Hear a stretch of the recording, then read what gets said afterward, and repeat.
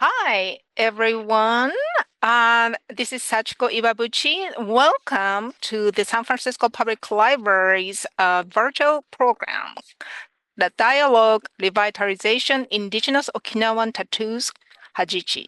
This program is in partnership with the Edison Uno Initiative for Nikkei and Uchinanchu Studies at San Francisco State University. Today, I'm Sachiko Iwabuchi. I'm a Japanese language librarian here at Maine at San Francisco Public Library. Welcome. Thank you for attending tonight's webinar. For some people who attend from Hawaii, it's not quite a late afternoon. Then welcome, aloha. And before I proceed, I would like to acknowledge the San Francisco Public Library acknowledges that we occupy unceded ancestral homeland of the Ramaytush Ohlone peoples, who are the original inhabitants of the San Francisco Peninsula. 1 second. I forgot to share my screen, so just gonna share my screen. There you go. Share and okay, there you go.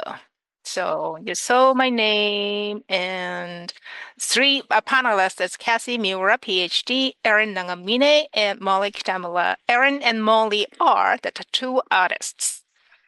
So I just said the welcome remarks, the program I come back. Now we are in the middle of the land acknowledgement. San Francisco Public Library acknowledges that we occupied the unceded ancestral homeland of the Ramaytush Ohlone peoples, who are the original inhabitants of the San Francisco Peninsula. We recognize that we benefit from living and working on their traditional homeland as an invited homeland. As uninvited guests, we affirm their sovereign rights as First Peoples and wish to pay our respect to the ancestors, elders, and relatives of the Ramaytush community. So go back to then housekeeping, the third point. This program is recorded. And we will let you know when this video recording is available on San Francisco Public Library's YouTube channel. It may take time, so please wait. Please turn off your microphone if you haven't. The default is the audience microphone was disabled, but if you notice that your microphone is on, please turn off your microphone on the bottom of your screen. And then you can ask questions via the Q&A button on your screen. On the bottom, you have the Q&A here. So you may ask questions during the presentation. All the images and presentation materials are copyrighted by the creators. Please do not circulate or reproduce the screenshots without the creator's permission.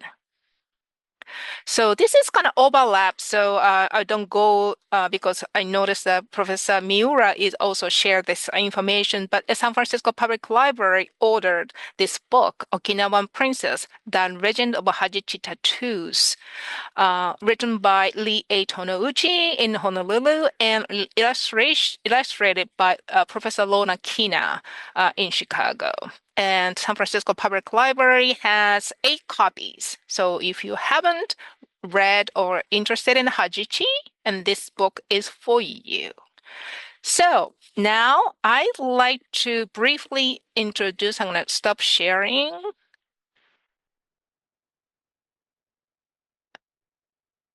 My screen, and then briefly introduce 3 panelists.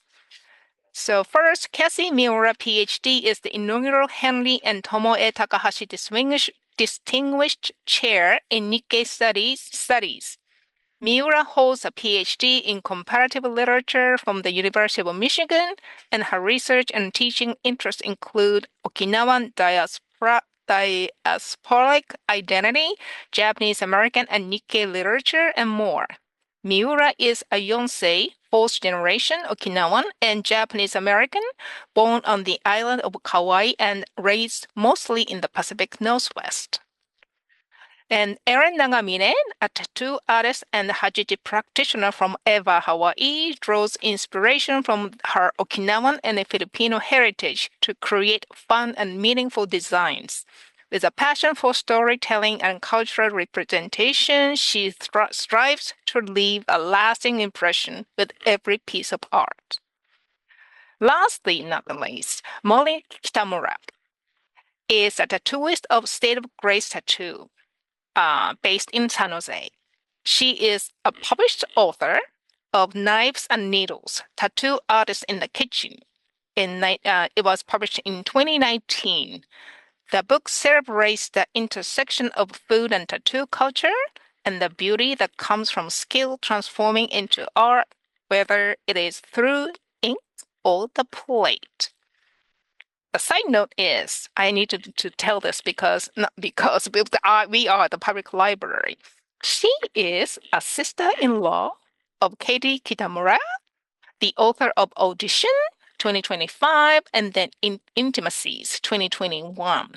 Audition was shortlisted on the Booker Prize 2025 and the National Book Critics Circle Award for fiction. Thank you all, panelists. Now I'd like to turn the microphone to Professor Cassie Miura. Thank you so much. Give me a moment here to share screen. All right. Are you able to see my slides okay? Okay. Yes.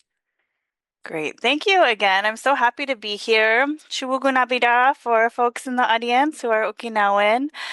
I want to start just with some additional thank yous. Thank you to the San Francisco Public Library for making this event possible. Thank you to Sachiko for being such a wonderful facilitator and getting us all together. Molly Kitamura, also the co-curator of the exhibit, Living Tattoo Traditions, American Irezumi and Beyond.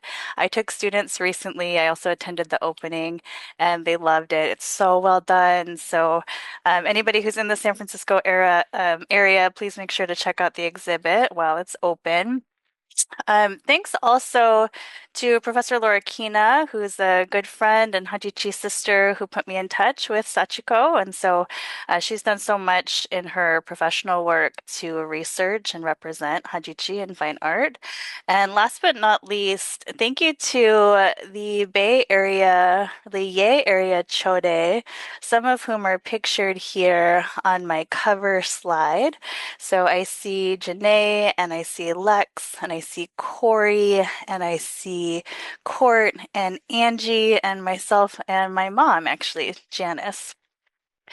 So I'll give you just a little bit more of a rundown, kind of an introduction of who I am. Sachiko shared some details about me. I'm Japanese American on my father's side and Okinawan on my mother's side. I was born on the island of Kauai and I'm fourth generation, which means that it's my great grandparents who immigrated to Hawaii to work on the sugarcane plantations of Lihue and Kekaha. I trace my Okinawan heritage to the village of Haimbaru, which is on the main island of Okinawa, and I'm researching Hajichi revitalization as part of my academic work. I'm new faculty at San Francisco State University, but this has also been, a personal journey and a learning opportunity, so I'll talk about this kind of through both lenses. So the photo here that you see on my cover slide. This is from a gathering that I hosted recently in San Francisco, and it's one example of how Hajichi, which refers to the ancestral hand tattoos of Okinawan women, how the revitalization efforts that are taking place right now are really bringing people together. Sometimes people who have never met before, who have only met online. And so I've gotten to get to know many people in the diaspora and in Okinawa kind of through these networks. And it's really been such a source of joy, like such a pleasure to build out this community. All right, so what is Hajichi? Hajichi is an indigenous cultural practice. The ancestral markings or tattoos are on the fingers, the hands, the wrists, and sometimes the forearms of Okinawan women. And today, Okinawa is considered to be part of Japan, the southernmost prefecture. It's also heavily militarized by the United States, but it was at one point an independent kingdom for more than 400 years. So Okinawa maintains a lot of different cultural customs, has its own languages that are distinct from mainland Japan. These differences are also evident in the names that we have for Hajichi, which reflect really the diversity of the practice across the islands. So there's different words in Miyako, there's different words in Yayama, there's different words on mainland Okinawa, and they also get transliterated into Romaji in different ways. And so there's really a lot of variation, but Hajichi has probably become the most recognizable of those terms. The earliest reference to Hajichi that I was able to find is from 636 CE. So this is, well before the Ryukyuan kingdom. And this is in a Chinese book, the Book of Sui. And it's a little bit unclear whether the tattoos that are being described refer only to Okinawa or also to Taiwan. But, we do have very early documentation of this practice, and there are multiple origin stories. So the most commonly known story has to do with Japanese pirates coming to Okinawa and kidnapping a high priestess, and she tattoos herself. She actually, gives herself Hajichi in order to be free, in order to not be held captive.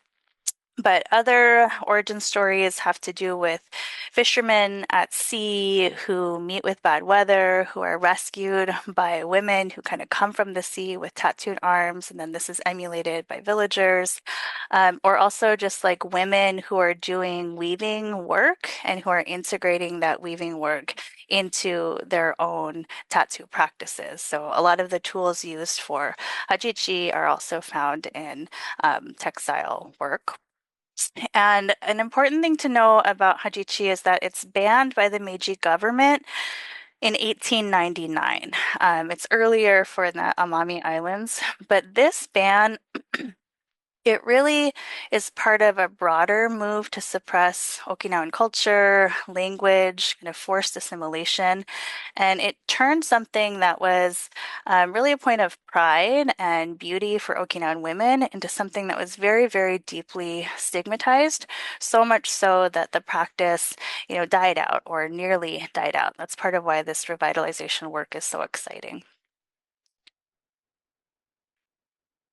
Okay, so a little bit of family history here. My great grandmother, so this is my mother's father's mother, Uto Kaneshiro, had Hajichi. And it's photos like this, specifically the one with her and my aunt on her lap, that really got me interested in learning more about Hajichi. Not everyone's grandmothers have tattoos. And you can see in this photo that's on the bottom of this slide that she has complete Hajichi. It's very visible. But also in photos of her as a younger person here and here, her hands are up, so the Hajichi is visible. And this is pretty unusual. So Hajichi had become such a source of shame. It was associated with barbaric cultural practices and being dirty and being backward. And it was also, criminalized through a legal ban where women could face imprisonment or steep fines. So there's something about this that just, I don't know, gives me a lot of pleasure thinking that my great grandma, for whatever reason, didn't wear gloves and didn't put her palms face up, but seems to be displaying her Hajichi with pride. She was born in 1882, so she would have been a teenager, about 17 years old when the ban goes into effect. So she's part of this kind of last generation of women who have Hajichi, although she passed in 1966, so she wasn't, I think there have been photographic documents like up through the 80s and early 90s of women with Hajichi. So this is my, ancestral connection to Hajichi. I think there are other women in my family who had Hajichi, but these are the only photos I have. I think I'm very lucky to have photos because a lot of people do not, or as I mentioned, if they do have photos of their relatives, it's with their hands covered or their hands kind of face up. So I think of my great grandma as kind of a badass outlaw grandma, but I never got to meet her myself. Okay, so in terms of, what does Hajichi mean? There are a lot of layers of interpretation. I would say there's also a lot that we don't know or that needs to be discovered. But you can see from this painting from 1889 that Hajichi can tell us a lot about a person, really just at first glance. So if I move to the zoom in here, the image on my left shows two small dots on the middle finger and the ring finger. These are called tontonmi, and they're the first type of hajichi that a young girl or young woman receives. So this figure is either younger and unmarried, or for some other reason, her hajichi is not complete. Whereas on my right, you'll see a woman whose hajichi is complete, and it's very clearly identifiable as the patterns from the main island of Okinawa. And also because her markings are complete, it's likely that she's already married. So I like this image because it shows kind of hajichi just integrated into daily life. And it's really so different than that sense of shame attached to Hajichi after Japan annexes Okinawa in 1879. So some other kind of points for the overall significance. It's tied to female beauty. It's tied to coming of age. There's really a variety of accounts of when girls first start to get hajichi. It has a strong association with marriage, but it's not just tied to marriage. So even if a woman is unmarried, a lot of times we see documentation that she would receive hajichi if she died without hajichi, because it's so important for the afterlife. It's so important for marking, who you are and where you come from and what your village is and what your genealogy is. It's also very deeply tied to the natural world and to a sense of spiritual protection. So I think you can see here, I'll go back for just a moment, the dot that's on the left wrist, this is called aman, which is an Okinawan word for crab. And it's tied to like an origin story of our people. So what might appear as kind of like a modern or abstract dot carries with it all of that cosmological and historical and mythological significance, kind of religious significance also. And then on the right, it's a little bit harder to see, but the right wrist is the Ichichibushi or 5-point star. And this is really tied to the afterlife. So there's a number of accounts that you can't kind of enter the afterlife without this marking. That's why it's so important if a woman dies without tattoos that she have it so she can be recognized by her ancestors. And so we get to revitalization. The photo on my left is from 1983. It's taken by Higa Kiyomasa.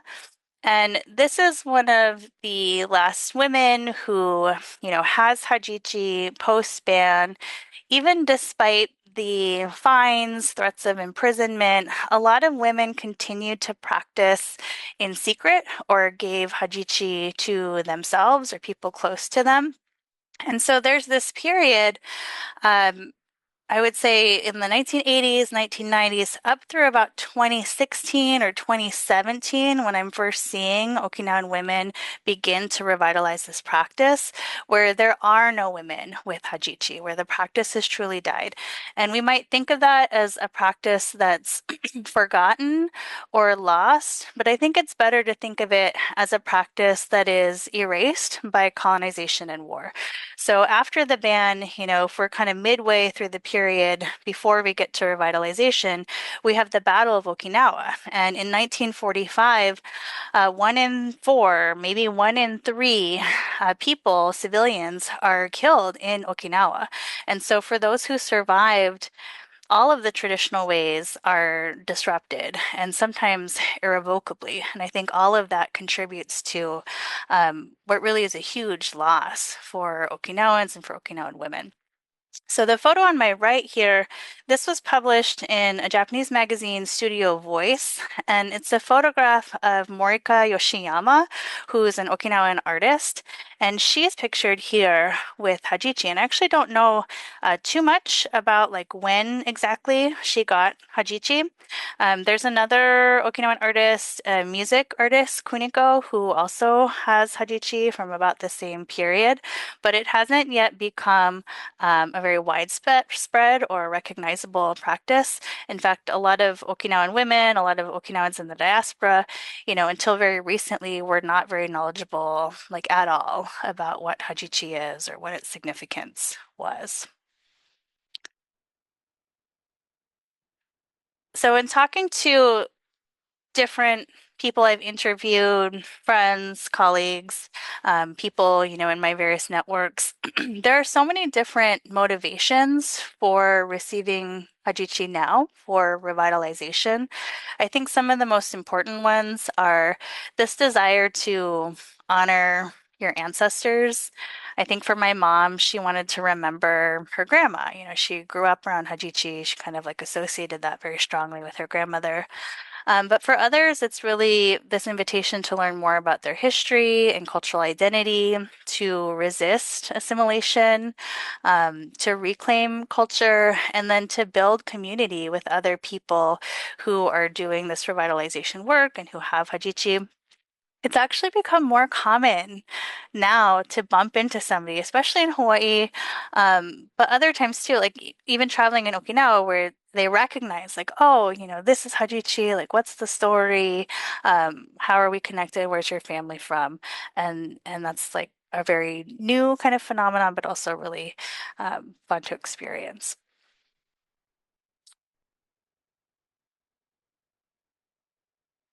So a little bit about my journey getting Hajichi. I received Hajichi in Okinawa during the summer of 2024 from Moeko Hishiki, who is the only practicing Hajicha cultural practitioner in Okinawa. She's been interviewed and spotlighted in the Ryukyu Shimpo, the Okinawan newspaper, the Washington Post, more recently, National Geographic. She's also been a real advocate and spokesperson for the community, describing her work. So I went to Okinawa to get Hajichi. I also went with my mother, which is very interesting. She always told me not to get tattoos growing up, but learning more about Hajichi, she changed her mind. And so this was something that we did together. This is a before photo on my left, and then some after photos. These are taken by Moeko on my right. And I would say the experience was really powerful, like maybe more so than I had anticipated, and transformative and healing. And for me personally, this came at a moment. My father passed away in 2019. My mom moved in with my family shortly thereafter, and I had my second daughter in 2020. And so, my mom and I sort of went through all of that together, and being able to share this also was really meaningful, especially because, my family, she's the one who's Okinawan with Okinawan heritage. And Moeko had said something to me. I was also interviewing her at this time, but she had said something to me about Hajichi kind of like helping her become who she was. And I think I had found something similar. So I was worried that the markings would feel kind of foreign or just unfamiliar after I got them. But I think it's more like, how did I not have that before? Like, this is fully integrated into my sense of self now. All right. So, from an academic perspective, I would say Hajichi revitalization is important for really a wide variety of reasons. For one thing, it's increasing awareness about Okinawa's history of colonization and forced assimilation, but also, really beautiful cultural practices like Hajichi. It's opening this space to recognize women as holders of cultural knowledge and as community leaders. And in Okinawan scholarship, that's really important because a lot of times women are relegated to, victims of sexual violence or picture brides or war brides are really not discussed at all. And so we're seeing women really taking on leadership roles in the community. I think Hajichi, maybe not uniformly, but my observations has also opened up space for non-binary and trans people in the community who are also receiving Hajichi. And then, just showing how the younger generation is thinking about Okinawan identity, using social media to connect and share information, and then more broadly, supporting a sense of self-determination. A lot of the people I talk to, describe the significance of doing something to your body and having that be your choice. But this is also tied to, bigger movements for recognition of Okinawans as Indigenous people, or for resistance to U.S. military presence in Okinawa. And then on a personal note, I think the community around Hajichi is so diverse. We're seeing a lot of younger people, so millennials like me, Gen Z, but it's also multi-generational. I think a lot of us are talking to our mothers or our aunts. Um, we're seeing people, with different national identities, languages, cultural contexts. Tattoo, I'm sure this was talked about with the exhibit in Japan, is still heavily stigmatized.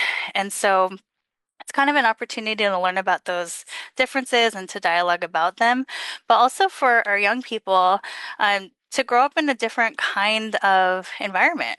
And so, Sachiko, you mentioned this book, Okinawan Princess by Lee Tonouchi, illustrated by Laura Kina. I read this to my kids. They've grown up seeing their mother with Hajichi, their grandmother with Hajichi. This is a photo of my oldest and my youngest giving each other Hajichi, and they're pretty accurate too. And so this is just so different from how I grew up. And I think that's a really positive development. I think that's a really great thing. So I'm going to transition here to pass things off to Erin here in just a moment. Um, but I'll say, seeing our traditions living and embodied is really powerful. And it's really people like Erin, our Hajicha, who are making that possible. So I'm so glad she's able to join us. Erin gave me Hajichi on my left hand and also retouched the Hajichi on my right hand. So people who don't have Hajichi who are thinking about it, it is a commitment because you have to maintain and you need touch-ups and we use our hands a lot and so there can be some fallout. But I think part of that is you develop a relationship with the person who is doing work on you. And in my experience, this isn't something that's transactional. It's really relational. It's intimate. It's a hard thing to trust somebody with, inflicting pain on your body. And to make marks that are both highly visible if you're getting Hajichi on your hands and also permanent. And I think Erin just holds this responsibility in a really exemplary way and has created a safe, positive space for so many people in our community. And people just really love and respect and value your work. So I'm going to hand that off to you here. Okay, Professor Miura, one moment, Mm-hmm. please. There are three questions in Q&A. Okay. Then the first question can be answered now better, maybe. The second and third will be we could wait because I know your presentation, the slides. So the first question, can you read? Can you see the Q&A? Or I can read it to you. Would you mind reading it to me? Certainly. So one question is, the first question, how did your family feel about your great-grandmother's and Aunt Hajichi? During that generation, I actually don't know. Mm. What? So for my Mm-hmm, mom, she mm-hmm, didn't grow up talking about it. There's another family member who grew up around my great grandmother, and they called her Green Hand Baba, but like nobody discussed why grandma had tattoos or what they meant or really anything. So I don't know that there was a strong feeling of animosity towards it because I think people didn't speak about it, but that silence is also telling. How about you? But you mentioned how you felt about you saw your grandmothers and then Aunt Hajichi. So you mentioned, so you still feel the same way that the first you saw your aunt, the photograph, and then yeah, they got pride, and then you also your mother had Hajichi because she wanted to remember her mother. Yeah, I think when I first saw it, that's a good question. I just felt very curious about it, and I thought it looked strange, and I wanted to know more. And kind of those were my initial impressions. Thank you. I think you answered the question. So, Erin, so now Erin and Hi. Cassie, hi, can go and please continue the presentation. Okay. Well, let me introduce myself a little bit. So, my name is Erin Nagamine. I was born and raised here in Oahu, Hawaii. Um, actually in Ewa Villages to be specific. My father, I'm half Okinawan and half Filipino. So, my father is of Okinawan heritage, and my mother is Filipino. And both sides of my family came to Hawaii to work on the sugar plantation. So um, I feel like I'm about third or fourth generation on either side, depending on like what family I'm looking at. But with that being said, a lot of my cultural experiences and my relationship to my culture is very heavily shaped with being from Hawaii and not really learning. I don't speak Filipino. My mom is Visayan. Her family's from Cebu. My dad, his father is from Kanigusku and his mom is from Gushikawa. And because, yeah, we're about three, four generations in, I never really grew up learning what it meant to be raised in a traditional Okinawan family. So I feel like I'm very blessed to be learning about what it means to be our people through the connections and the relationships that I've made through Hajichi. If you look on this slide, this is a piece that I did for an art show at Kapwa Tattoo, and the theme of the art show was community. And what I was trying to relay with this art piece was if you see that there's a girl in there and she has Filipino tattoos, which I also have, done by a good friend of mine. Um, and she also has Hajichi. She's I'm trying to relay this feeling of feeling lost in your life and you not having that connection to your culture. Sometimes it makes you feel like you're going through that journey alone. But if you notice in the photo, there are these hands that are coming down. And to me, that's supposed to symbolize your ancestors that had to pave the way for you to be where you are and how they're guiding you, even when you don't think so. So during dark times, your family is always with you, and we honor them by being the people, like good people that we choose to be. And that's the best way we can carry on our family legacy. Okay. And then you can go to the next slide, Cassie. And so here are some Hajichi work that I've done. It's kind of hard to see, but some of them are continuations. You can kind of tell which ones are the fresh ones that I've did because it will be very red in certain areas. So the first one, starting, I guess, from the picture of the woman with her hands like this, I just added on the arrows on her pinky and her ring finger. And then I also added on the knuckles. She had the wrist motifs already. Um, the second, I had the pleasure of tattooing somebody whose family lineage goes all the way back to Miyakojima. That's how you can tell it's a little different. Miyakojima is kind of known for their textile work. And so there's this Hajichi documentary that I've watched. I'm not sure what the name is, but I got it from Moeko, and the women in Miyakojima, they talk about how their Hajichi is reflective of the kind of textile work they do. And so when they finish a textile, they like to add on symbols to commemorate those achievements. Um, the third photo, I only did the pointer finger and I did the knuckle. She already had the two lines here, which is also a version of tontonmi.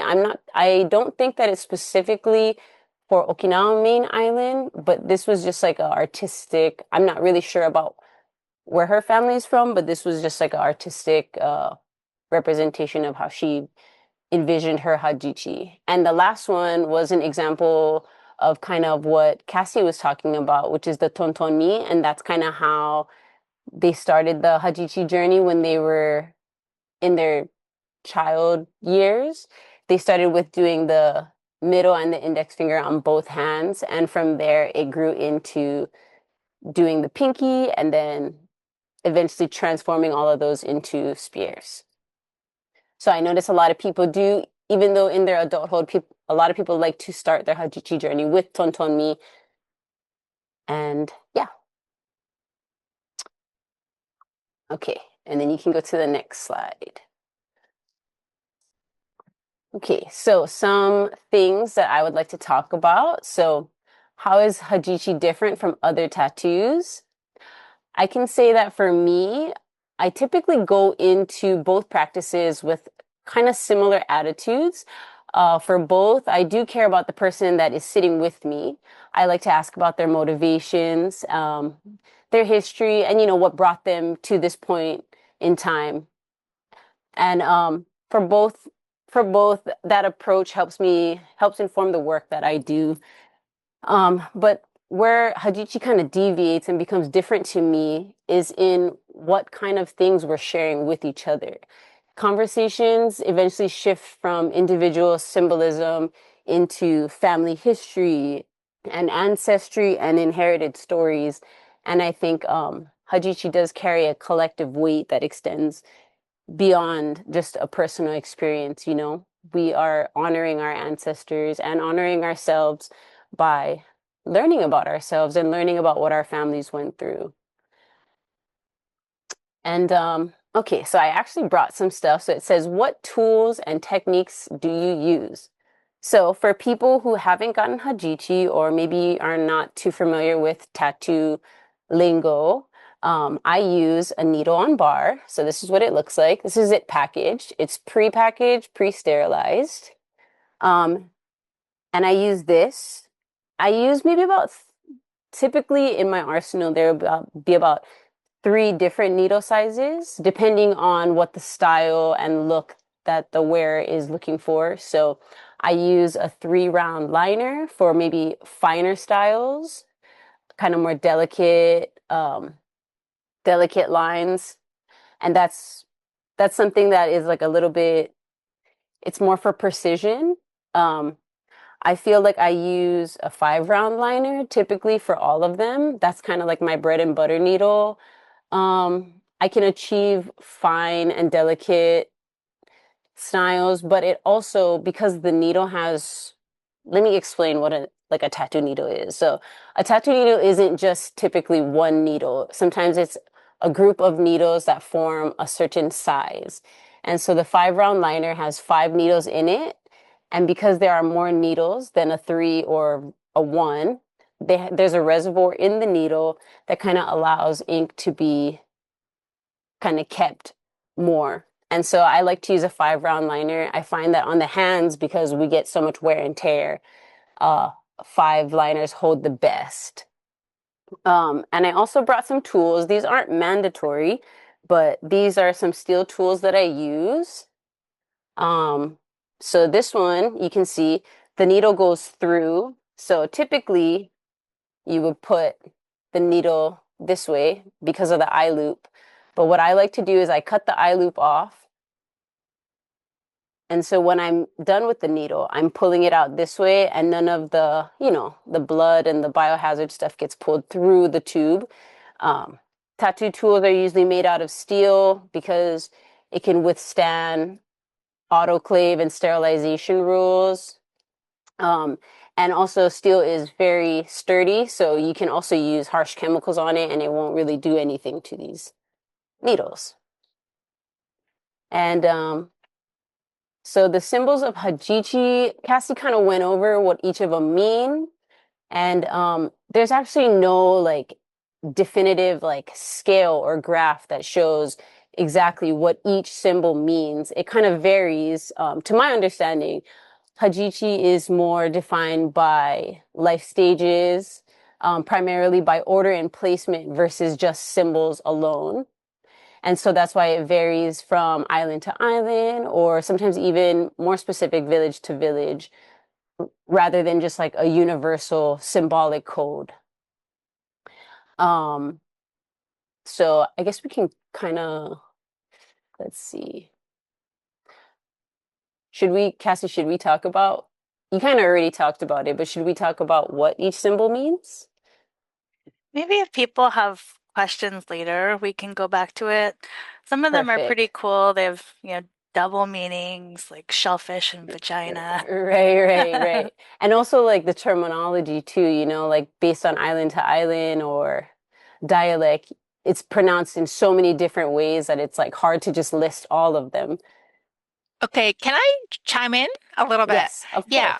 course. So one question, some questions are related to just what Erin just showed us. And so I'm just gonna read and ask questions to you, both Cassie and Erin. Question is it difficult to find resources on Hajichi, and what are the biggest challenges related to revitalizing and understanding Hajichi?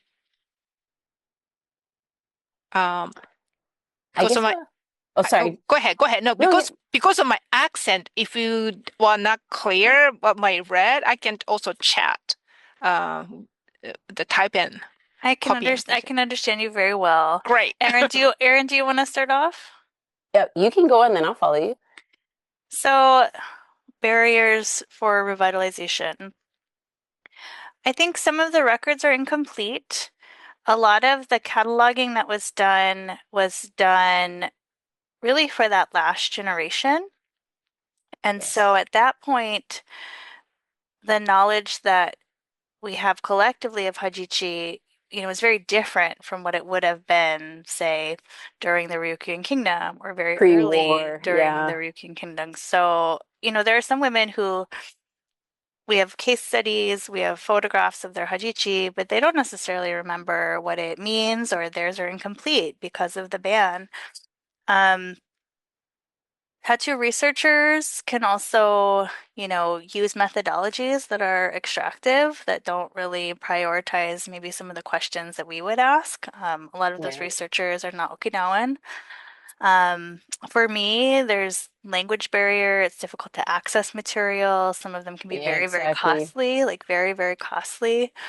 Um, so I think there are a number of things like that, but that's also, I think, not maybe informing the practical side of revitalization, where what people are doing is using the materials that we have and having kind of conversations as a collective about, where things are going and um, what kinds of practices we want to adopt. And it's not all intended to be exactly as it was, so there are ways that the tradition is modernizing, there are ways that it's adapting also. Yeah, and also for like diaspora, like if we don't speak Japanese, a lot of the resources are very limited. There's only very few that are in English, and we did lose a lot through just time and colonization. So we're just trying to connect the dots as we go. Yeah, but even like before that, a lot of our stories, they're not written, they're not recorded, they weren't meant Right. to be. And so that's that's kind of always going to be a gap. I have a Right. question. With the revitalization, do you guys see, and like not knowing maybe if there were more symbols? I mean, is that something that you that could possibly have been like there are more symbols that you're not aware of right now?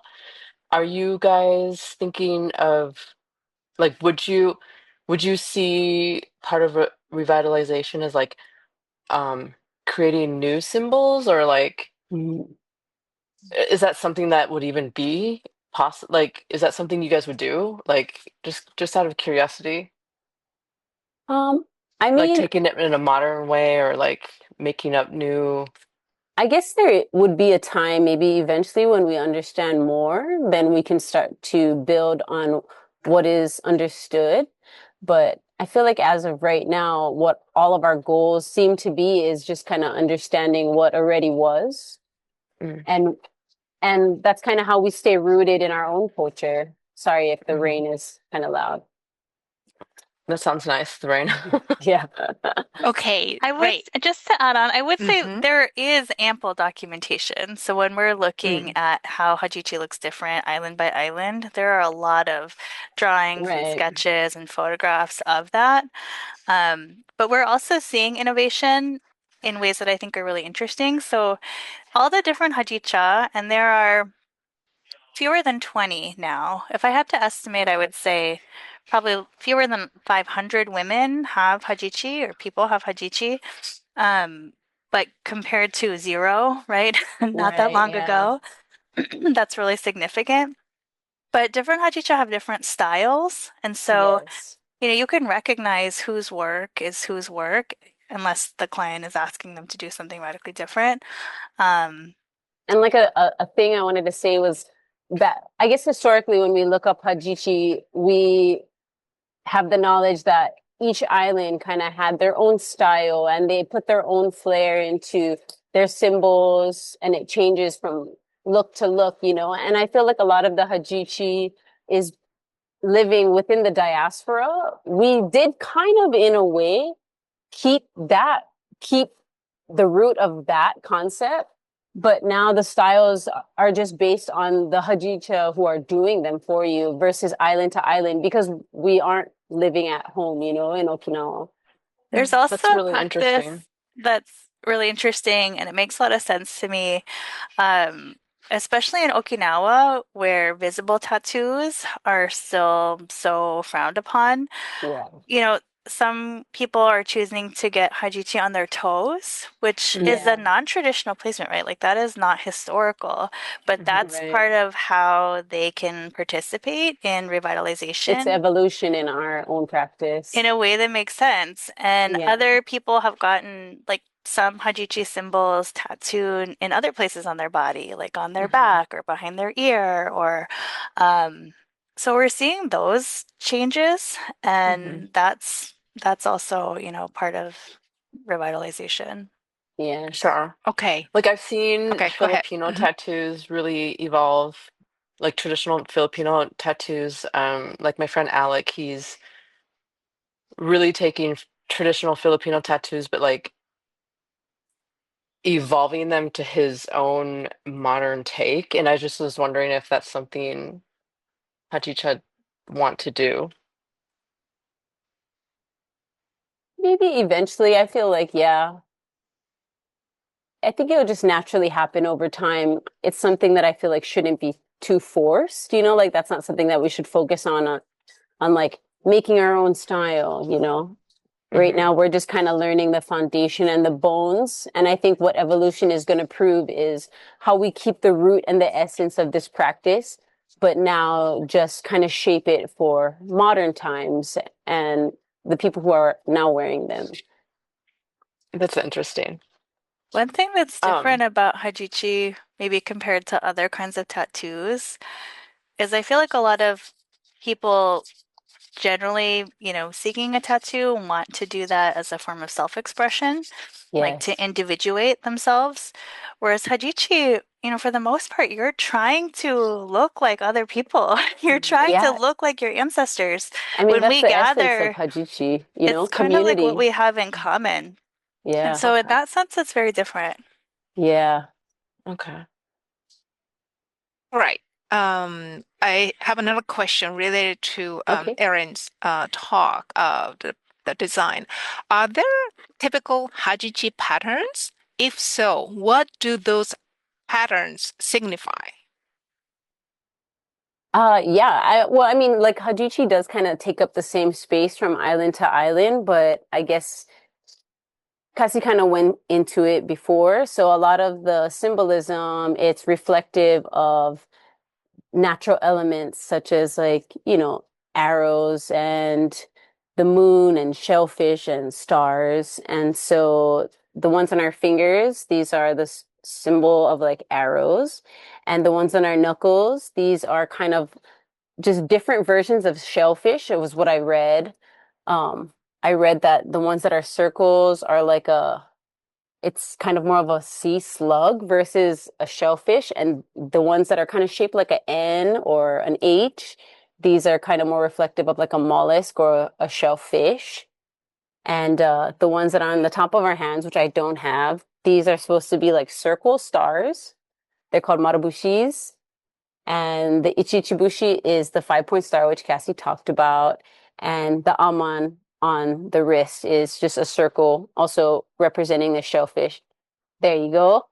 Just like that. One more question. What Okay. was the original ink made out of? They would use aomori and they would use, I read some places that they used Chinese style, like sumi ink.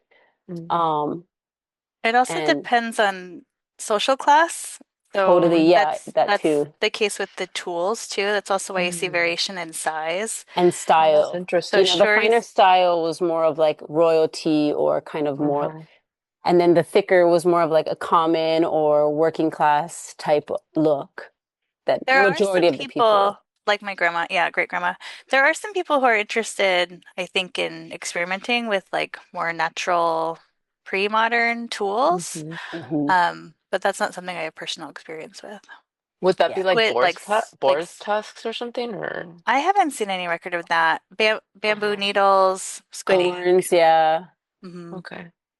So I have another question from the audience.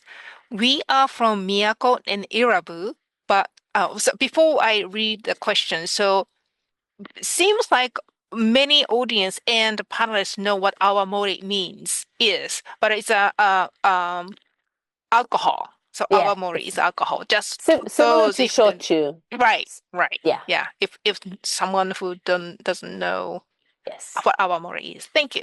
Okay, so the next question is, we are from Miyako and Irabu, but photos of my great-grandmother's hand show mainland Okinawan style Hajichi, large visible blocks. Do you know whether it was common for women far away from Okinawa Island to have the Okinawan style of Hajichi instead of a style local to that island? Hmm. Hmm. Cassie, would you like to answer this?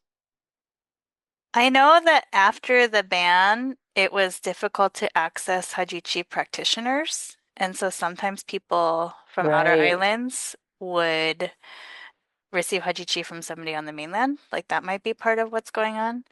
And the big blocks, I would say my great grandmothers are similar to that too, like very square. That might not have been how the Hajichi looked originally, because the idea is that to mark It different grows with you too, milestones right? in life, So Hajichi are enlarged. yeah, and also it was to my understanding that yeah, the Hajichi does grow with us because it's marking milestones in womanhood, So when the woman becomes either like 50 to 60 or when they get their first grandchild, that they do the last form of their Hajichi and they extend and they make it darker. I know the left hand, they maybe extend it to kind of take up a fan shape, and then the right side, they just kind of extend and make the circle bigger.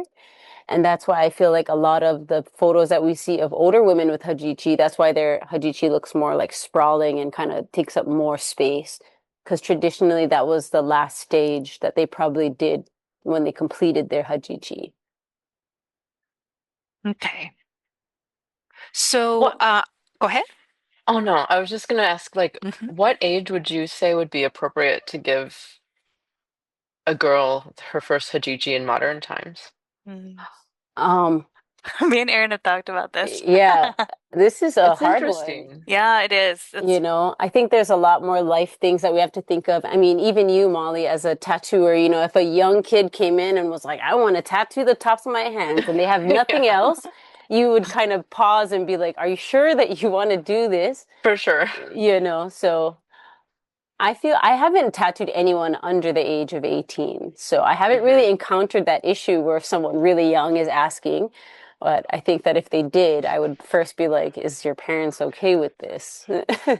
What was it traditionally? Like, what was the age? Oh, there's a there, wide range. yeah, there's Um, census records where, I mean, some islands have census of some girls getting them as young as 4, but I oh feel like wow. typically they start maybe around like what, 10? Yeah, Mm. or later than that even.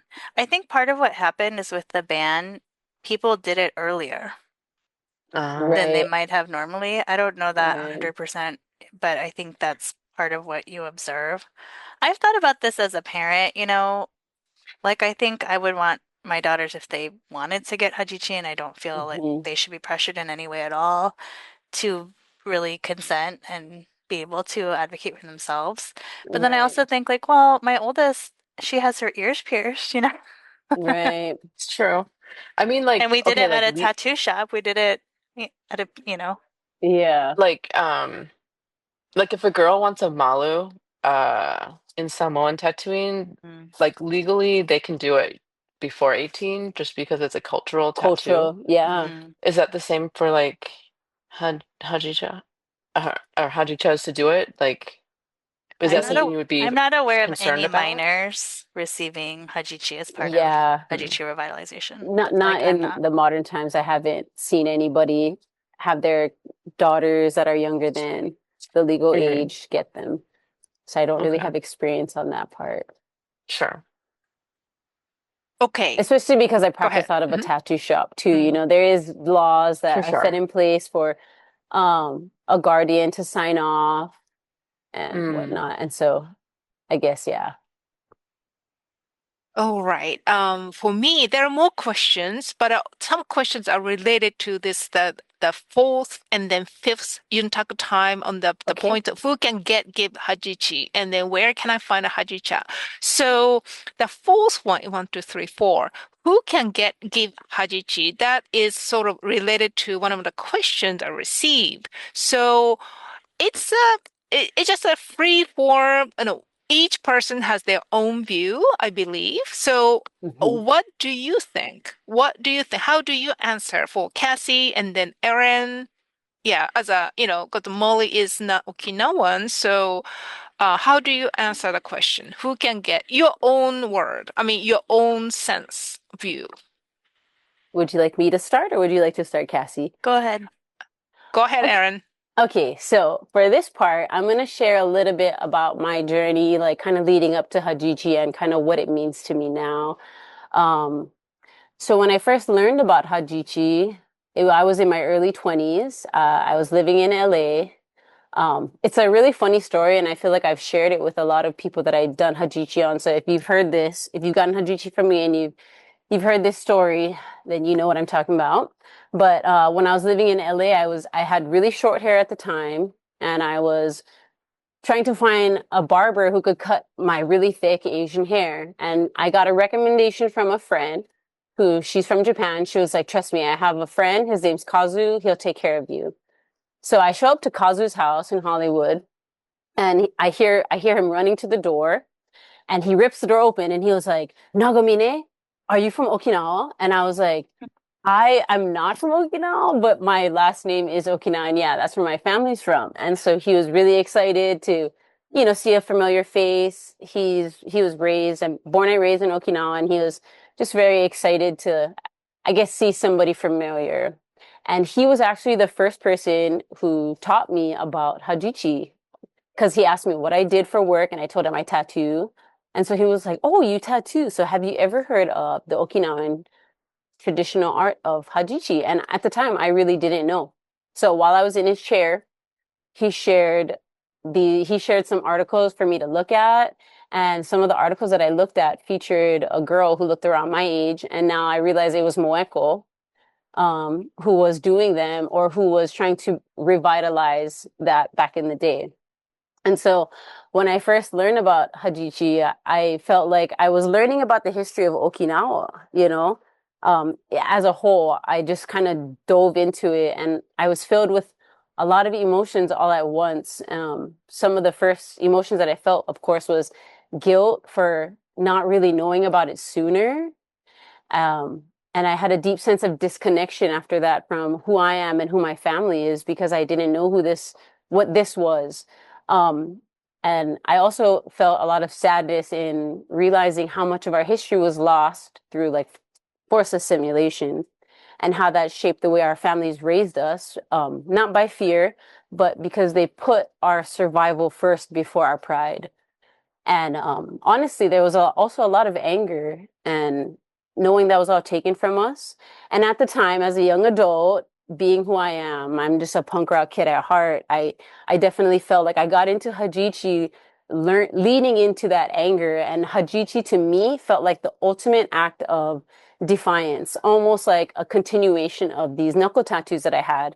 So you can't see them now, but it says, my knuckles says run amok because I thought I was so crazy and I was punk rock and I was in your face. And so I wanted to put Hajichi on my hands as an extension of that defiance. But I feel like from that moment unto who I am now, just like how Hajichi commemorates life stages, um, I spent more time learning from other people in our community, and my relationship to Hajichi and why I want to do it started shifting. Um, yeah, just kind of like how Hajichi itself, it shaped by life stages and order and care. Something that changed in me was it stopped just being about my own personal self-expression and my emotions, and it became something that I felt responsible to hold with intention for everyone else. And that's why in my own practice, I choose to offer Hajichi only to people of Okinawan heritage, not because of fear or because I believe in gatekeeping or I don't want to be an authoritative figure that tells you who can get in, who can't, but because I feel like centering Okinawan people through this practice for me feels like an act of love and care and validation because of my own experience. I wanted to feel validated that I am Okinawan and that I am of that people, so I deserve to wear it. So that's what I would love to give to others. And for me, keeping Hajichi in Okinawan hands literally is creating space for shared learning and for accountability to the community. And for that practice to continue in a way that feels rooted and alive is very important to me. And I see it not as just closing doors to non-Okinawans, but as honoring something that was interrupted. And I don't want to use the word dead or dying because to me, I don't feel like Hajichi ever died. I felt like it was kept alive in our memories and in our spirits, and it was just interrupted. And so my journey as a Hajicha now is to continue where we left off.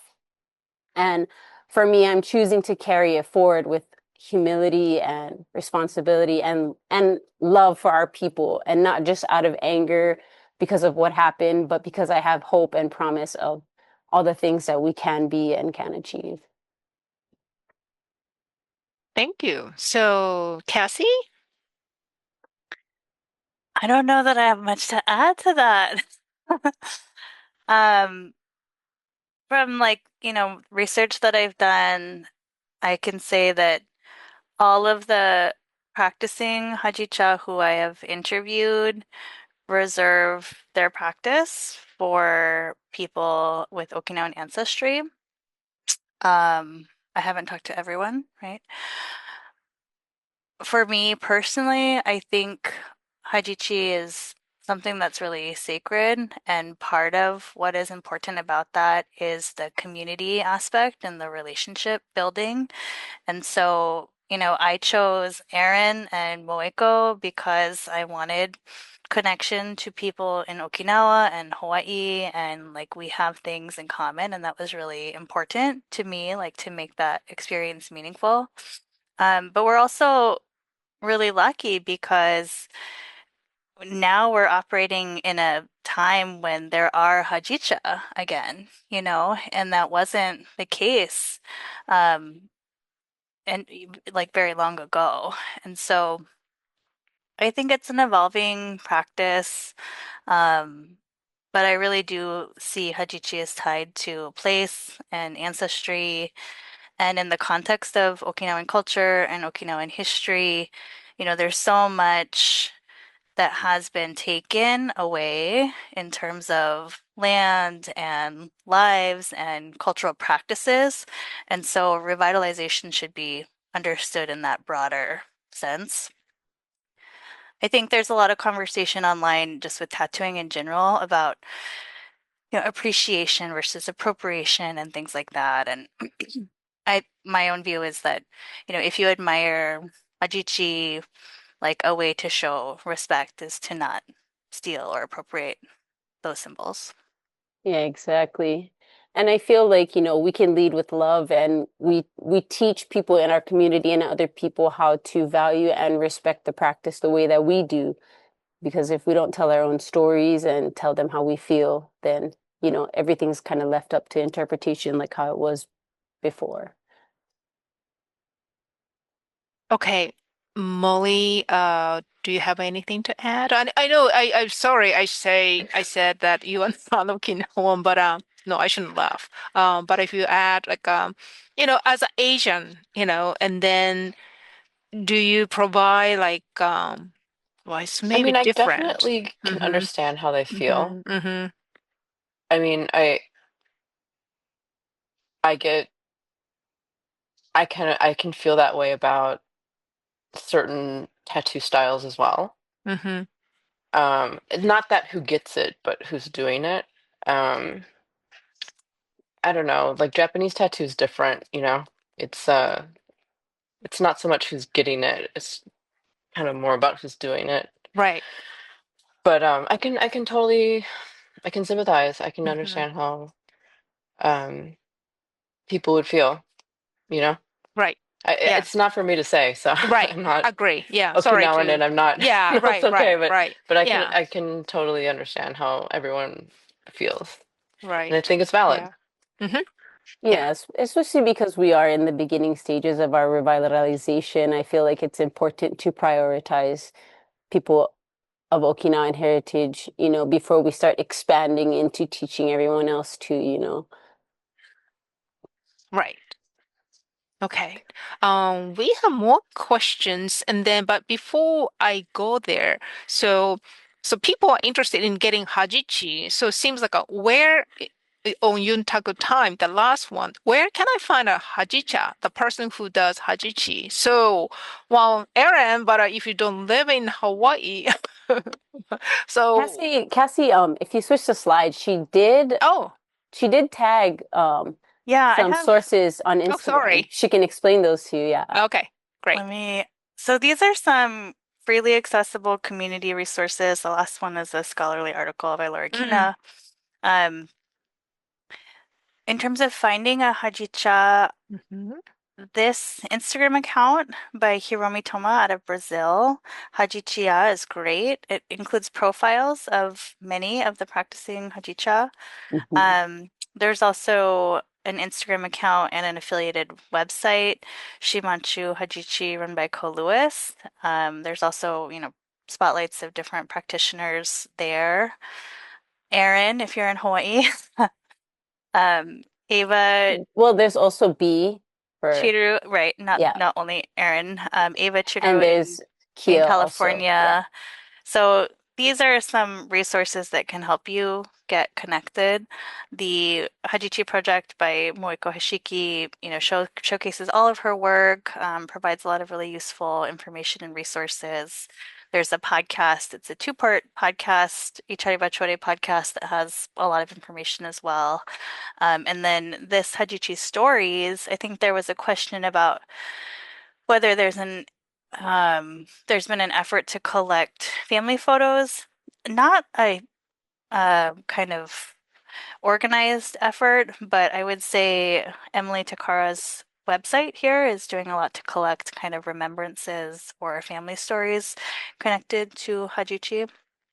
So these are some jumping off points. Thank you. I'm just copying and pasting only the URL, so that's okay. And then I go back to some question that I have in chat and then Okay. Q&A. So question, is there any archival slash digital preservation work being done to gather historical open parenthesis, familial close parenthesis, photographs of Okinawan women in the diaspora? Any preservation work being done to gather historical photographs of Okinawan women? Like compiled all together? Yeah, archival digital preservation work being done to gather historical photographs of Okinawan women in the diaspora. In the diaspora may be the key because of the war, Okinawan war. Yeah. The things in Okinawa, some people or many people know. So during the Okinawa, during the war, they were burned. Everything was burned. Many, I shouldn't say everything, but people were killed, and then houses were, burned. So there are not many archival. Some overseas, some survived. Even in Hawaii, Yes. some people some people immigrated, and they had them. So, but in Okinawa, if they were preserved in Um, Okinawa, yeah, go ahead, Cassie. yeah. Erin, you can go ahead. Well, I'm gonna grab something really quick because I don't know the name, but I would like to show you guys what I have. Okay. So you can talk. I'm just gonna grab something really quick. So there are a couple of photography collections. I have one here. Some of these images are available online. Yamashiro Hiroaki and Higa, who I mentioned before, Kiyomasa. There was also an exhibit in Okinawa um, at the Okinawa Museum in 2019. So in Okinawa, there has been effort to document really that last generation through photographs. In Hawaii or elsewhere in the diaspora, again, I don't know of any like systematic project that is doing that, but it's a good project. And if you want to do it, you should get in touch. Right. Okay. Another question. Oh, I wanted Go to ahead, share go ahead, this. Erin. Yeah. So this is the Hajichi documentary I was referring to. Mm. I can't read Japanese, so it's terrible. So I don't really know what it's called, but this was gifted to me by Moeko when I met her after the after the Luchu summit that we had. She Mm. gifted me this and she wanted me to share it with everybody I knew, which is a ton of people now in my Hajichi journey. I have met so many Okinawan people that I would love to share this with. So I wanted to leave this here. What I do after I do Hajichi for somebody is I like to take their email, and I had a good friend of mine, shout out to Jesse Shiroma. He helped me digitalize this DVD, and I uploaded it onto a Google Drive. So that I can share with people in our community. So if that's something that sounds like you guys would be interested in, and you're on this chat, you guys can feel free to email me with the email that you'd like to get added with, and I can share it with you. Just forewarning, this was actually a compilation of like interviews done in the late 80s and the early 90s. The interviewer was a man from Japan, and he flew to Okinawa and he went to the different islands and he interviewed the living women who are probably in their 80s to 90s at the time, um, on why they got Hajichi, what it means to them, and how they felt about it. So it would help if you can speak Japanese. The women, they all speak in like Uchinaguchi, depending on where they're from. So if you can't understand that, they do have some Japanese subtitles. There's absolutely no English option, but this resource is here. If you guys do want it, you guys can feel free to email me and I can add you to the Google Drive. Great, thank you. You mentioned about Ryukyu conference something. Is it like Eric Wada's? Yeah, the Ah, Lutu okay. Summit. Richard Sabat. For Mhm. those who I lived in Hawaii, that's why I know somewhat. Eric Wada and can't remember the other person, Sanshin player, Sanshin Sensei. Nor- They are Yeah, Norman yeah. Norman. Mashiro. I was like, Norman. Right. So they annually they have like a summit to learn about Okinawan history and culture. So I can find a website and then put in the chat. But that's the I think it's annual, once a year, every year, I think. Yeah. So okay, so the other question, the next question I'm gonna move to is oh, okay, thank you. So someone has jumped in, and it's always a weekend of spring break. Yes, I remember that. Okay, so the Ryuchu conference. And then the next question is, how do Hajicha feel about non-binary or genderqueer people receiving tattoos? So, Erin? I've actually done a number of Hajichi on some non-binary and also some trans folks, and I believe that it's important. And how I kind of talked about in that one segment where I talked about who can get and receive Hajichi, for me, I feel like my purpose is I would like to validate people's experience as, you are part of our culture, whether you're in the diaspora or whether you know everything or you don't. So I feel like part of that validation extends to people who are gender queer and also trans. Thank you Yeah. for explaining. Also, the next question. Do you ever feel uncomfortable around blood quantum when it comes to giving, receiving Hajichi? I'm not sure about the blood quantum. I had to look it up. I hope my question does not sound preposterous. Of course, there are lots of sad cases of cultural appropriation. Um, Um, yeah, I mean, the blood quantum thing, I guess I'm not too I'm not too big on like how much percentage of Okinawan or how Okinawan you ah, are. I feel like that just depends on the person, you know? And a lot of times we don't get the privilege of growing up learning about our heritage in that way. So as a diaspora, like how I shared in my own experience, sometimes you do feel disconnected. But the beauty of Hajichi for me is I feel like that is a lot of the stories that I hear from people that I do Hajichi on. They felt guilty for not knowing this about their culture, and it took them so long to be sitting here in my chair because they felt like they were undeserving of getting it because they don't know the first thing about what it feels like to be Okinawan. And I can relate to that because that's also kind of, I heard I'm 35 now. And I heard about Hajichi back when I was in my early 20s, maybe around 22. And I've only been doing Hajichi for the last 3 years. It took me that long to say it with my chest and have the courage to put myself out there as a Hajicha because I had that fear in the back of my head that maybe I wasn't deserving of this role or I wasn't deserving of being responsible for this practice. But I think that Hajichi is a beautiful way to inspire people to be more active within our community and kind of get the wheels turning and kind of start us. Hajichi is just one level of what it means to be Okinawan, and it will eventually end up going into learning more about not just our culture, but about your family. You ask questions to your family that maybe you never asked before. And through that process, we're like grounding and finding out about our own selves. great. Yeah, I agree. Okay, yeah. Okay. So the next question is somewhat difficult for me, but it's somewhat political, but we just gonna read and see where we are, how we stand. It's who decides what indigenous. So the question I'm just gonna read, could Hajichi even be considered a cultural tattoo? By law if Ryukyu isn't even recognized as indigenous. So cultural Cassie, tattoo. would you like to go, Cassie? I feel like I'm Yeah. talking up a Could storm. Hajichi even be considered a cultural tattoo by law? Mm. I mean,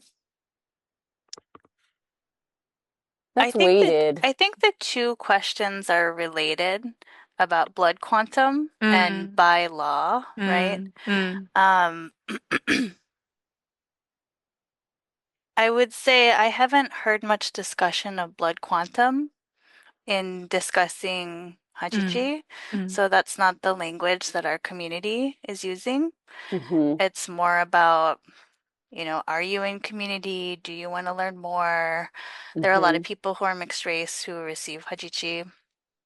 And that, I don't Um, think that makes you less or more Okinawan, than other people.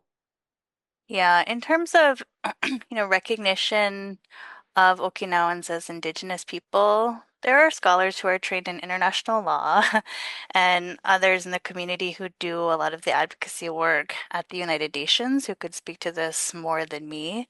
But I feel very strongly that it can't be up to, for example, the Japanese government to decide whether or not our cultural practices are indigenous, because that's kind of getting into a loop, right? Right, That right. wouldn't make sense. So I think it's for the community to decide, and I think that, that's the conversation that matters the most. Yeah, I agree. Okay. We have more question. So let me see. Go back to another one. Respond to people with appropriate type tattoo. Okay. We got that. Okay. So the next question is, as Okinawa is still heavily occupied as a prefecture of Japan with a heavy U.S. military presence since World War II, are there ways you see Hajichi catalyze any collective resistance or the colonial conversations?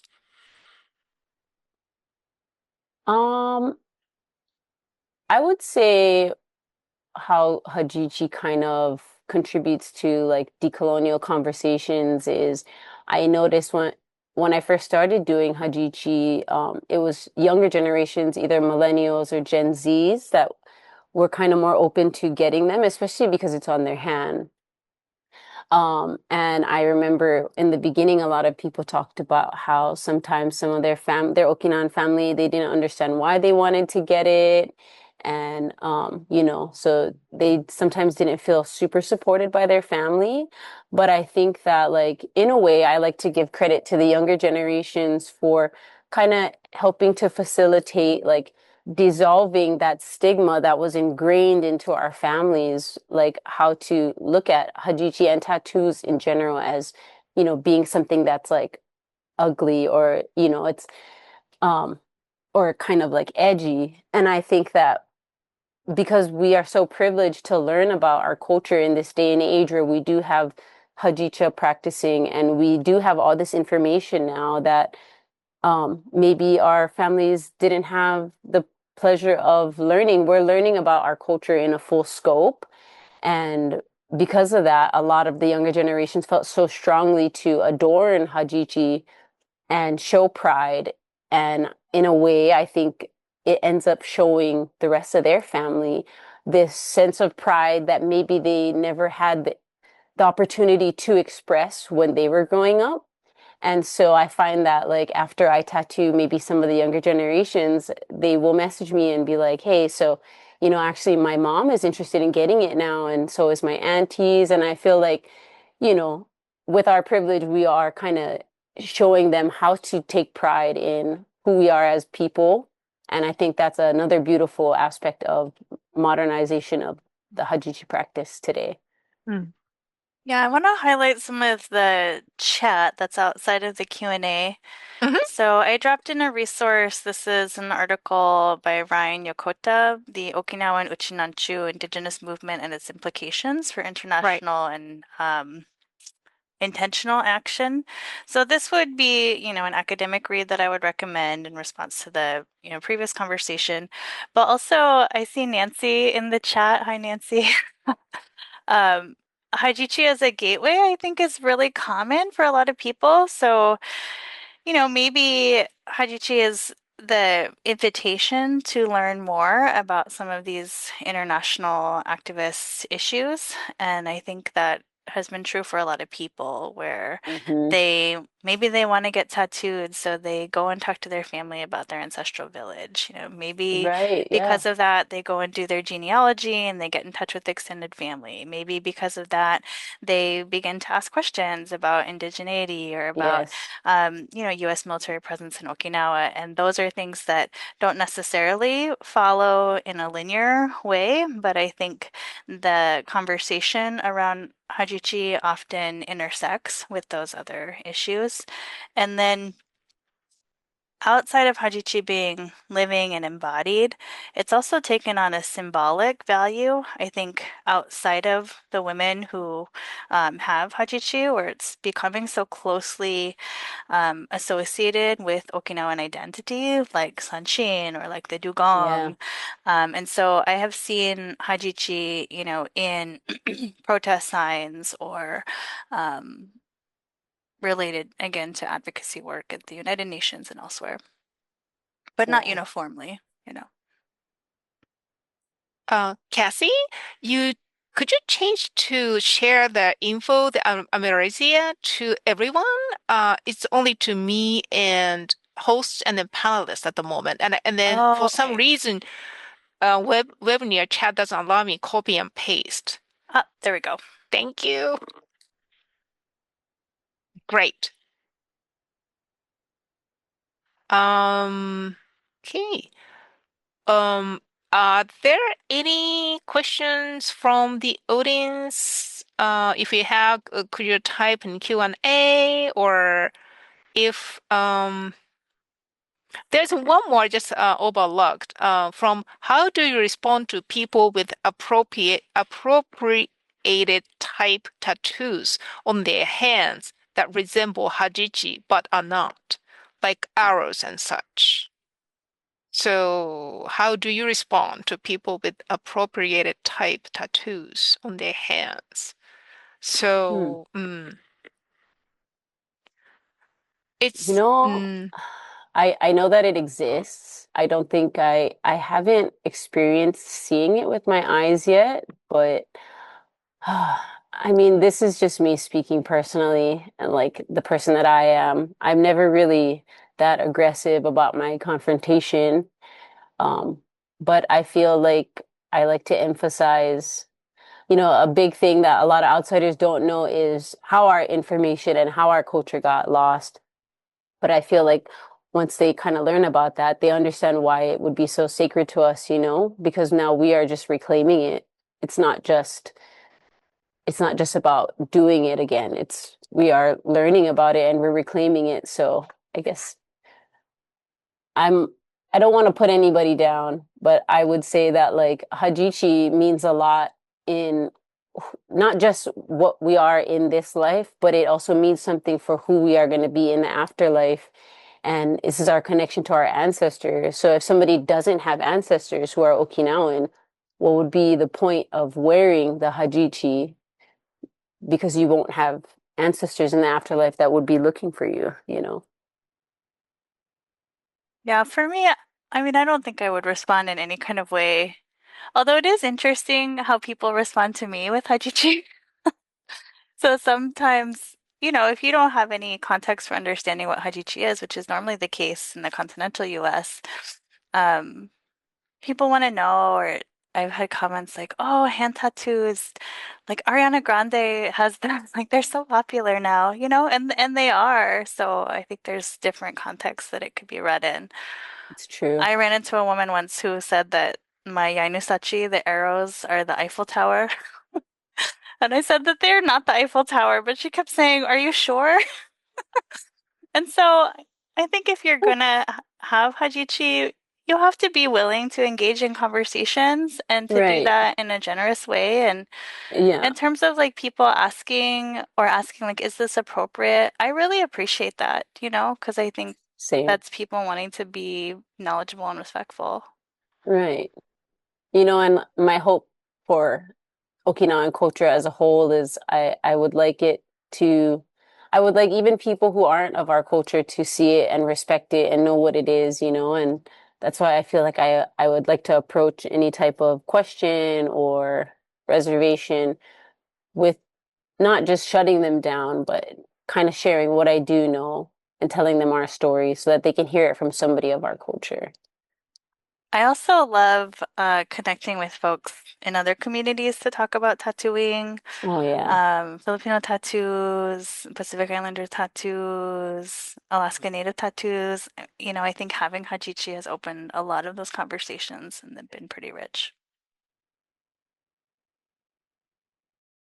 Do you have anything to okay, hold on. Uh, okay, I have more. Sorry. Mhm. Has Professor Miura been able to find a large population of Okinawans in San Francisco or even at SFSU? Is there any of you guys that recently discovered their Okinawan ancestry and been able to help?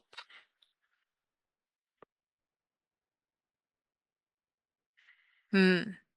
Is there a Uh, large population? I wouldn't of say a large mm, population. Asian American Studies at San Francisco State, we're one of the largest departments in the nation. And my friend and colleague and mentor, Wesley Oyunten, has been a leader in Okinawan studies for some time. And we have a retired professor, Ben Kobashigawa, who's also been a leader in this area. So we have that as a tremendous resource. I have that as a tremendous resource. I also have a Okinawan American student who's going to be a research assistant with me. We're working on a website development project. Um, so I wouldn't say there are so many, but we have very good people and the community network is tight. mhm. Yes. Um, well, I am not Uchinanchu, I'm Yamatonchu from the mainland of Japan. But when I was living in Berkeley, a friend of mine, he is also like a Japanese American, not Okinawan, but he asked me if I'm interested in learning Sanshin. Oh, I wanted to learn something. And also my cousin lives, married Okinawan, Shimabukuro-san. So then I visited my cousin and then, Shimabukuro-san after he has a dinner and then drink and then he plays Sanshin. So I go, huh. And then something small and then it doesn't make a large noise. I go, okay, I want to play Sanshin. So I took Sanshin class. There, I met some, not many, Okinawan descendants, but mainly Okinawans from Okinawa. Then also then through Ueunten Sensei at SFSU, I got to because I was part of the Sanshin group. I played at the Northern California Okinawan Association something, and then I played Sanshin on the stage. Then I met Okinawans. But so there are Okinawans, but not necessarily at SFSU. But also, it's hard to get to know where Okinawans are in the Bay Area, unless again you become a member of association. That's my personal observation. And sorry, we have almost time. You're gonna hear the announcement, but I'm gonna ask one more last question. How do you see the intersection between Hajichi today and the mixed race heritage? Anyone? Hmm. Could you repeat the question again? One more time. Yes, sure. How do you see the intersection between Hajichi today and mixed race heritage? Hmm. Hmm. Like Erin, you are a mixed race. I mean, race. Yeah, race. Ethnicity, actually. Ethnicity. Yeah. Yeah. Yeah. But Hajichi, so how do you see the intersection between Hajichi today and mixed race heritage. Huh. Um, I guess I guess I can say that I honestly don't maybe fully understand that question, but from my own experience, I feel like, well, I come from two cultural backgrounds that have very heavily uh, tattoo traditions, and I feel like in a way it kind of Hajichi kind of started me in this role where I also now want to give equal love to my Filipino side and also learn more about what the cultural practices and tattooing culture look like on that side too. I'm not too sure about where it intersects yet. What about you, Cassie? It's a good question. So, Nikkei communities are increasingly mixed. Um, I think for Asian Americans, there's a lot of kind of expectation and stereotyping that comes along with the model minority. And so being tattooed, especially having visible tattoos, is maybe something that transgresses that stereotype. But for somebody who is mixed and maybe not racialized as Asian, I would imagine the experience is very different. But that's not something I can speak to directly. So I think it's a conversation, to think of. I think my research has shown me, again, what we share in common, but also how diverse our communities really are. And I don't think those differences should be like flattened. I think they should be explored more deeply. Great. Agreed. Yeah. Okay. I think I read every question, I believe. And if not, I apologize. But it's time, and then I have to, well, when I muted, but there was an announcement that the library is closing in half an hour, and then now we are time. So would you like to, Cassie, show the last one? Ippe Nihei Debilu? Yes, it is just a thank you slide and some Mm-hmm. photos of me and Erin and Ava, Chiru, That's my tattoo Kavapil, shop. and this is Chopstick Tattoo, and you can see the very bottom of the painting ripples. Um, Mm. just us having Nice. a good time. I Great. have a very quick question, Sachiko. I Yes. I know that I can see a lot of interest in the drive that I was talking about to a lot of these people. When we end this, would will I still be able to access the chat so that I can log Uh-huh. everybody's email? I Oh, mean, if you guys, mhm. okay, no, I Oh, was no, gonna say, no. if you guys can you guys email me so then I won't have to like scroll through all of this? But if you just email me directly, then I can copy your email straight from the email and then add you Yeah, to my drive. right. Yes. So there's a quick question and a reminder. So, um, I will send survey for all Okay, attendees. perfect. So meaning, and then because I have all the email list of attendees. So Okay. even those who didn't attend, but it's gonna send. If you have any questions, you wanna would like to connect with Erin, then I will give their names to you. Okay, So yeah, perfect. yeah. So I will receive the reply to me Okay. to my work account Okay. email, and then I'm gonna give it to you. That works. So yeah, Perfect. I wrote down, but still, I have not. I might have missed, so that I don't want to happen. So Yeah, I don't so want to miss anybody I too. I see a know, lot of people yeah, interested in it and I would love to right, share. It yeah, excites me. right. Okay. Thank you again, all the panelists and then audience. And Thank you. this, I yeah, see you, Auntie Janice, Jolina, so many people, yeah. friendly, familiar Wow. names, Zaria in the Yeah. chat. All right. Good. I don't know many people, but yeah, Wow. I'm I see some glad so many familiar people. names. I only can tell like a Asato-san, Shiroma-san, all like a Okinawa names, so like a Hinga-san, Yeah. even though I'm Yamatonchu. But yes, thank you, all the Thank you panelists. guys. Thank you Thank for the you. panelists. Thank you so Thank much. you so Well, so I'm gonna much. send you the survey and Thank then you. yeah, keep in Perfect. touch. Thank you Happy again. holidays. Happy Thank you. Holidays. Thank you guys Bye. all for having me Bye. and listening Thank to me. you. Bye. You. It was so interesting. You guys did an amazing job. Thank Yeah. you. Right. Thank you. Night. Bye, guys. Bye.